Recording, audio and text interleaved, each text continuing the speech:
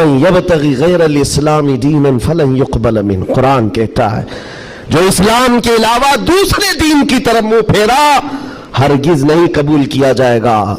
اور میرے آقا فرماتے ہیں من تشبہ بقوم فہو منہم، جس نے کسی دوسری قوم کی مشابہت اختیار کی قیامت کے دن اسی قوم کے ساتھ اسے اٹھایا جائے گا، اسی قوم کے ساتھ اٹھایا جائے گا۔ مسلمانوں، آج ایمان مضبوط کرنے کا وقت آ گیا آپ کے۔ ہواؤں کو دیکھ کر، طوفانوں کو دیکھ کر آپ اپنے دین میں ذرا بھی لچک نہ لانا۔ کلمہ طیبہ پر اگر حملے ہونے لگے تو کیا تم اپنا کلمہ بدل لو گے؟ اذان سے اگر کسی کو نفرت ہونے لگی تو کیا اذان کی کلمے بدل لو گے؟ یہ دنیا اگر تم بدلنے لگ گئے تو اتنا بدلے گی کہ انسان کی بجائے کتا بنا کر رکھ دے، تب بھی وہ راضی نہیں ہوں گے، تب بھی وہ راضی نہیں ہوں گے۔ ہم نے دیکھا ہے ان لوگوں کو جو آج بھی دھوتیاں اٹھا کر کے چلتے ہیں، جوتیاں اٹھا کر کے چلتے ہیں، ان کی حیثیت کیا ہے؟ آج کفار و مشرکین کے قدموں میں بیٹھ کر کے وہ سوچتے تھے کہ سکتہ مل جائے، تختہ مل جائے، ملا کچھ نہیں، استعمال ہوتے رہے، ذلیل اتنے ہوئے کہ نہ اپنی قوم کے رہے نہ اس قوم کے رہے۔ کاش ایک بار میرے مصطفیٰ کا وفادار بن کر دیکھتا، ایک بار بن کر کے دیکھتا، پھر عزتیں کیا ہیں؟ اللہ اکبر، جب تک بکے نہ تھے تو کوئی پوچھتا نہ تھا، یا رسول اللہ تم نے خرید کر ہمیں انمول کر دیا ہے۔ حضور کے قدموں میں جو عزت ہے وہ کہیں نہیں مل سکتی۔ تخت کے لیے، سکتے کے لیے جو لوگ اپنا مشن بھول گئے، اپنا دین بھول گئے، اپنا ضمیر بیچ لیے، میرے عزیزوں بہت بڑے گھاٹے میں ہیں، بہت بڑے گھاٹے میں ہیں۔ زندگی میں ایک بات یاد رکھو، اسی لیے میں نے اسی حدیث سے یہ بات شروع کی۔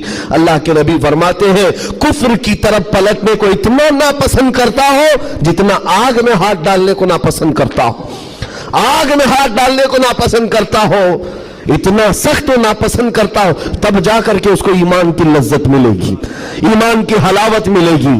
آج اپنے بچوں کو بھی یہ نصیحت کرو، کفر کی آندھیاں چلی ہوئی ہیں، تمہارے بچوں کو اسکولوں میں کب کافر بنا دیا جاتا ہے پتہ ہی نہیں چلتا، کب تمہیں کون سے بھجن سکھائے جائیں، کون سے گیت سنائے جائیں جس کی وجہ سے بندہ کافر بن جاتا ہے، اسلام سے اس کا تعلق ہی ختم ہو جاتا ہے۔ اپنے بچوں کو اس بات کی تو تلقین کر کے جاؤ، بیٹا ہر چیز قربان کی جا سکتی ہے لیکن ایمان کا سودا نہیں ہوتا، ایمان کا سودا نہیں ہوتا۔ ایمان یہ اللہ تعالیٰ کی طرف سے دی ہوئی ایسی بڑی نعمت ہے، کروڑوں ہیں دنیا میں مگر مولا نے تمہیں چنا ہے دین اسلام کے لیے، اور اس میں بھی مسلمانوں میں بھی اللہ کا کتنا بڑا احسان ہے، ہزاروں فرقے ہیں لیکن عاشقوں میں تمہیں چنا گیا ہے۔ ہاں، حضور کی محبت کرنے والے سپاہیوں میں تمہارا نام آتا ہے۔ اپنے تو اپنے غیر بھی آج کہتے ہیں کہ سب سے زیادہ اپنے نبی کو پکارنے والی کوئی قوم ہے تو اہل سنت و جماعت ہے۔ ہاں کیوں نہیں ہے؟ کہاں سے یہ نعرے لگتے ہیں لبیک یا رسول اللہ؟ وہ گوفے سے نہیں نکلتے اور وہ چندہ خور مولویوں سے نہیں نکلتے جو انگریزوں کے پالے ہوئے ہیں، یہ نعرے لگتے ہیں تو بریلی کے تاجدار کے قدموں سے ہیں۔ جو وابستہ ہے عاشقوں کی جماعت ہے وہی سے۔ دنیا کو یہ اچھی طرح سے معلوم ہے اپنے نبی سے سب سے زیادہ وابستہ کوئی قوم ہے اس روئے زمین پر تو اہل سنت و جماعت ہے، اہل سنت و جماعت ہے۔ اس چیز کا سودا کبھی ہونے مت دینا ہے میرے عزیزو، اس چیز کا سودا ہونے مت دینا۔ لوگ یہ کہتے ہیں سیکولر بن کر کے جینا چاہیے، یہ بھی اچھا وہ بھی اچھا، میں کہتا ہوں وہ تو منافق ہے۔ پھر سیکولر کا مطلب منافق ہے، دل میں کچھ اور رکھتا ہے سامنے کچھ اور دکھاتا ہے۔ اسلام میں یہ سیکولرزم نہیں ہے، اسلام یہ کہتا ہے لا اعبد ما تعبدون، میں اس کی عبادت نہیں کرتا جس کی تم کرتے ہو۔ جانتے ہو میرے آقا صلی اللہ تعالیٰ علیہ وسلم نے 2 ٹوک جملوں میں کہا تھا، ایسا نہیں ہے کہ مصلحت میرے آقا سے زیادہ کون جانتا ہے۔ آج لوگ یہ کہتے ہیں کہ سب حالات بنائے رکھنے کے لیے ہمیں کرنا پڑتا ہے، حالات بنائے رکھنے کے لیے تمہیں کرنا پڑتا ہے۔ یہ کیسی بات ہوئی؟ یہ وہ لوگ ہیں جو حالات بنائے رکھنے کے لیے اپنی ماں اور بہنوں کی عزت بھی داؤ پر لگا دیں گے۔ جب درندہ کوئی ڈاکو اس کو خوش کرنا ہو تو کیا تم اپنی عورتوں کا سودا کر سکتے ہو؟ غیرت مر گئی ہوگی ایسے بندے کی۔ حضور پاک کے پاس مشرکین آئے، یہ آپ کو میں بتا دیتا ہوں، قل یا ایھا الکافرون لا اعبد ما تعبدون، یہ سورہ پڑھتے ہیں کہ نہیں پڑھتے نماز؟ کب نازل ہوئی تھی آپ کو بتا دوں، یہ سورہ کب نازل ہوئی؟ حضور پاک صلی اللہ علیہ وسلم کے پاس مشرکین مکہ آئے اور کہا اے محمد صلی اللہ علیہ وسلم ایک کام کریں، آپ ہمارے خداؤں کو برا بھلا مت کہیے، ہم آپ کے دین میں آ جائیں گے، اسلام پر ہم بھی تھوڑا تھوڑا عمل کریں گے، لیکن جن کی ہم پوجا کرتے ہیں نا، عبادت کرتے ہیں، ان کو کچھ مت کہیے۔ حضور پاک نے فرمایا جو شرک ہے میں اس کو شرک کہوں گا، اللہ کے سوا کوئی دوسرے کی عبادت ہے ہی نہیں، اور اس بات کا میں اعلان کروں گا حضور آئے ہی ہیں شرک کو ختم کرنے۔ حضور نے فرمایا یہ نہیں ہو سکتا، تو پھر آپشن دوسرا مشرکین کی طرف سے کہا ایک کام کرتے ہیں، ایک سال آپ ہمارے خداؤں کی عبادت کریں، ایک سال ہم آپ کے خدا کی عبادت کریں گے، ہاں آدھا آدھا کریں گے۔ آج بہت سارے لوگ اگر یہ کرنے کی کوشش کر رہے ہیں تو سن لیں، آدھا آدھا کریں گے، ہم بھی آپ کے یہاں جائیں گے، آپ بھی ہمارے یہاں آئیں گے۔ حضور پاک صلی اللہ تعالیٰ علیہ وسلم نے فرمایا ہرگز نہیں ہو سکتا، تم چاند اور سورج میرے ہاتھ میں لا کر رکھ دو، میں اس کی عبادت نہیں کرتا جس کی تم کرتے ہو، میں پالنہار حقیقی کی عبادت کرتا ہوں۔ آخری آپشن جانتے ہو کیا کیا تھا، کیا دیا تھا انہیں؟ مشرکین نے کہا چلو محمد صلی اللہ علیہ وسلم آپ یہ بھی نہیں مانتے وہ بھی نہیں مانتے تو کم سے کم اتنا کرو کہ صرف اور صرف ہمارے خداؤں پر ایک بار ہاتھ رکھ دو، بس چھو کر کے چلے جاؤ۔ نبی پاک صلی اللہ علیہ وسلم سے صرف اتنا تقاضا تھا ان کا کہ آپ ہاتھ لگا کر چلے جائیں، یہاں تو سر جھکانے والے بھی موجود ہیں، ہاتھ لگا کر چلے جائیں۔ نبی پاک صلی اللہ علیہ وسلم جلال میں کہا ہاتھ لگانے کی بات، بلکہ میں تو نظر بھی اٹھا کر نہ دیکھوں، نظر بھی اٹھا کر نہ دیکھوں۔ تب اللہ تعالیٰ نے پوری سورہ نازل فرمائی قل یا ایھا الکافرون لا اعبد ما تعبدون، اے محبوب آپ فرما دے اے کافروں میں اس کی عبادت نہیں کرتا جس کی تم عبادت کرتے ہو۔ یہ دو ٹوک جملوں میں کہا گیا ہے، اور حالات ایسے بھی ہوئے میرے عزیزوں، چمتکار کو لوگ آج کہتے ہیں نا جو بھی چمتکار ہوگا اس کی پوجا ہوتی ہے، عجیب و غریب چیز دکھے تو لوگ اس کو ایک افواہ کے شکل میں ایسا بناتے ہیں جیسے اس کا عقیدہ بن جائے۔ حضور پاک صلی اللہ تعالیٰ علیہ وسلم کے زمانے میں صحابہ کو رجھانے کے لیے کیا کیا نہیں کیا گیا مکہ مکرمہ میں۔ یہ حالات آئیں گے اس لیے مجھے یہ گفتگو کرنی پڑ رہی ہے تاکہ تم اپنے ایمان پر مضبوط رہو۔ ایمان نہیں تو کچھ بھی نہیں ہے، تمہارے دوسرے گناہ تو معاف کر دیے جائیں گے، کفر و شرک ہرگز نہیں معاف ہوتا۔ ان اللہ لا یغفر ان یشرک بہ ویغفر ما دون ذلک لمن یشاء، رب تعالیٰ فرماتا ہے شرک کو اللہ ہرگز معاف نہیں کرے گا، اس کے علاوہ جو بھی ہے اللہ معاف فرمائے گا۔ ایمان ضروری ہے۔ صحابہ کا ایمان ختم کرنے کے لیے کیا کیا گیا؟ اتفاق ایسا ہوا کہ مکہ میں ایک بھگوان بولنے لگ گیا، پتھر کی مورت تھی اور پجاری بیٹھا ہوا تھا، اچانک پتھر جو ہے بات کرنے لگ گیا اور بات کر رہا ہے، ظاہر سی بات ہے یہ عجیب و غریب چیز ہے نا، یہ اس دور میں ہے۔ ہاں اس دور میں مٹی سے بنائے ہوئے ان کے معبود نہیں ہوتے تھے، وہ پتھر کو تراش کر کے بناتے تھے، اور میں کہہ رہا ہوں حقیقت میں بول رہا تھا، ایسے نہیں ہے کہ ادھر سے دودھ پلا رہے ادھر سے پانی نکل رہا ہو، وہ والا سسٹم نہیں ہے، بلکہ حقیقت میں پتھر بات کر رہا تھا۔ تب اور بات کر بھی کیا رہا ہے، حضور پاک صلی اللہ تعالیٰ علیہ وسلم کو جھوٹا کہہ رہا ہے، نعوذ باللہ معاذ اللہ رب العالمین، حضور کی شان میں گستاخی کر رہا پتھر۔ اب تو وارے نہیں آ رہے ان کی خوشیوں سے اچھل کود پڑ کہ دیکھو اب ہمارا خدا بولنے لگ گیا، سب سے بڑی دلیل ہے، لوگوں کو بلانے لگ گئے، واقعی بول رہا تھا۔ لوگ چمتکار دیکھتے ہیں تو سر جھکا لیتے ہیں، ارے حقیقت ہے پتھر بول رہا ہے، پتھر بول رہا ہے۔ سب آئے جمع ہونے لگے، مکہ کا ایک بڑا جم غفیر تھا تو صحابہ کو بھی بلایا گیا، دیکھو آؤ ہمارے خداؤں کو جھٹلاتے ہو، بات کر رہا ہے خدا، اور تم جس نبی کی بات کرتے ہو اس نبی کو جھٹلا رہا ہے، یہ حقیقت میں خدا ہے، تم کہتے تھے نا کچھ نہیں کر سکتا، بول رہا ہے۔ صحابہ گئے، اب ان کے پاس کیا تھی، صحابہ دیکھ کر آئے حضور کی بارگاہ میں، کہا یا رسول اللہ صلی اللہ علیہ وسلم، غضب ہو گیا، ان کا خدا تو بول رہا ہے۔ حضور نے اس پر کوئی زیادہ ریئیکشن نہیں دیا، کہا کیا بول رہا ہے، کہا یا رسول اللہ سننے کے لائق نہیں، آپ کی شان میں گستاخیاں کہہ رہا ہے، جملے بک رہا ہے۔ کہا کون، پتھر؟ حضور نے فرمایا ہاں۔ حضور نے پوچھا پتھر؟ صحابہ نے کہا ہاں یا رسول اللہ۔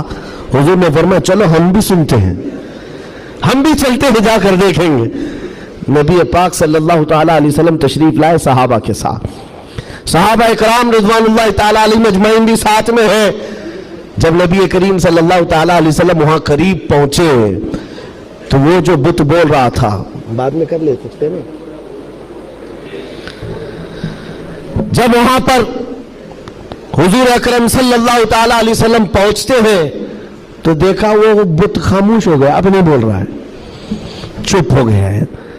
हुजूर आते हैं, पुजारी से पूछते हैं, बहुत ऐलान कर रहे थे, कहाँ है, क्या बोल रहा था, कहा बोलते रहा था, सुबह से बोल रहा था, अभी चुप हो गया। हुजूर पाक ने फरमाया मैं भी सुनने के लिए आया हूं। अब वो पाँव में गिर पड़ा पुजारी, किसके, खुदा के। अरे हमारे खुदा बोल तो दो एक बार, जो सुबह से बोल रहे थे दोबारा बोलो, सुबह से बोल रहे थे दोबारा बोलो, क्योंकि अब जिल्लत थी, अब चुप हो गए, अब नहीं बोल रहा है। लोग जो खड़े थे वो भी गवाही दे रहे, नहीं सच में बोल रहा था, हमने भी सुना, हमने भी सुना। हुजूर पाक सल्लल्लाहु ताला अलैहि वसल्लम ने उस पुजारी को हटाया और कहा हटो, मैं पूछता हूं क्या बोल रहा था। हुजूर पाक सल्लल्लाहु ताला अलैहि वसल्लम करीब आए, पत्थर से कहा क्या बोल रहा था, बोल। पत्थर बोलने लगा अशहदु अल्ला इलाहा इल्लल्लाह व अशहदु अन्ना मुहम्मदन अब्दुहु व रसूलुहु, गवाही देता हूं कि अल्लाह के सिवा कोई माबूद नहीं, गवाही देता हूं कि मोहम्मद अल्लाह के रसूल हैं सल्लल्लाहु अलैहि वसल्लम। मेरे आका ने फरमाया यही बोल रहा था। अब तो औंधे मुंह गिर गए नीचे, कहा ये नहीं बोल रहा था। लेकिन अब हुजूर पाक सल्लल्लाहु ताला अलैहि वसल्लम ने पूछा बताओ क्या इसकी इस बात पर ईमान लाते हो, जो ये कह रहा है इस पर ईमान लाते हो। पुजारियों ने ऐलान किया और वावेला मचा, नहीं मोहम्मद ने जादू कर दिया सल्लल्लाहु अलैहि वसल्लम, नाउज़ बिल्लाह। जब बात ना बन पड़े, कैसा खुदा है जिस पर भी जादू चलता है, खुदा के ऊपर भी जादू चल गया है तो फिर बाकी बचा क्या है। हुजूर पाक सल्लल्लाहु ताला अलैहि वसल्लम वापस तशरीफ लाए। ऐसा हो सकता है, अब आपको मैं बताता हूं हकीकत क्या है। अगर तुम्हारी जिंदगी में कभी कोई बोलने लग जाए तो ईमान से हाथ मत धोना। हाँ, कोई झाड़ भी बोलने लग जाए, दरख्त बोल ले, पत्थर बोलने लग जाए, तो तुम्हें पहले से मैं बता रहा हूं ईमान से हाथ मत धोना। हो सकता है ये चीजें हो। अब तो करंट का जमाना है, बैटरी लगा करके कुछ भी बोला जाए, लेकिन उस दौर की बात कर रहा हूं जब कोई बैटरी और सेल नहीं थी। अब तो गुड्डी गुड़िया भी बोलती है। उस दौर में क्या हुआ, क्या था, पत्थर बोला कैसे। नबी पाक सल्लल्लाहु ताला अलैहि वसल्लम वापस तशरीफ ले जा रहे थे, बीच रास्ते में मेरे आका खड़े हो गए। एक साहब आए जंगल की तरफ से, उनके हाथों में तलवार थी, खून था। नबी पाक सल्लल्लाहु अलैहि वसल्लम उनसे गुफ्तगू करते रहे, फिर वो अचानक गायब हो गए। पूछा साहबा ने कौन थे, हुजूर फरमाते हैं वो जिन्नात में से मेरे एक सहाबी हैं, जिन्नात में ईमान लाए हुए।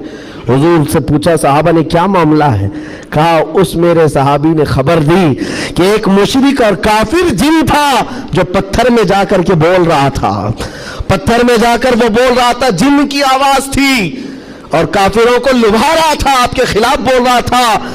और हमें ये खबर मिली, हम अपने मोहल्ले में बैठे थे, जिन्नात के भी मोहल्ले हैं, आबादियां हैं, सब हैं। वो जिन साहबी कहते मुझे खबर मिली कि एक गुस्ताख, एक काफिर पत्थर में घुसकर आपके खिलाफ बोल रहा है। उसी वक्त में तलवार लेकर के निकला और जिस वक्त आया तो इत्तेफाक था कि आप भी वहां पर तशरीफ लाए हुए थे। मैं उस आपके आने से पहले उसका कत्ल कर चुका था, और जब आपने फरमाया पत्थर को बोल, क्या बोल रहा था, तब मैंने कहा था अशहदु अल्ला इलाहा इल्लल्लाह।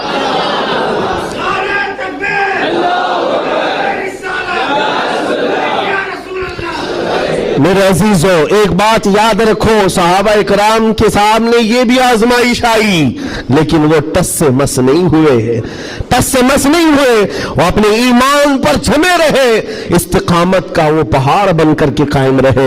आज जरूरत इस बात की है मेरे अजीजों, हालात इस तरह के अगर बन जाए, दुनिया चमत्कार दिखाने लग जाए, तो अपने ईमान से हाथ मत धो बैठना।